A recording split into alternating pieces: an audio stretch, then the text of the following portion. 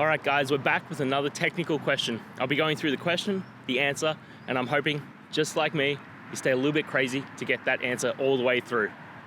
Guys, let's get started.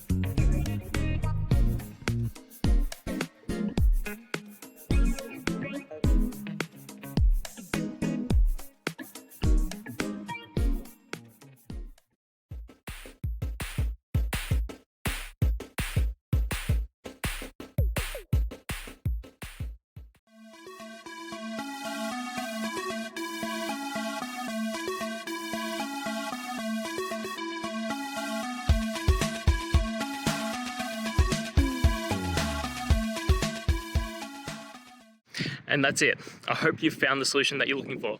If you did, please hit subscribe. I'd really appreciate it. And until the next time that you need technical help, I hope you have a good one. Cheers.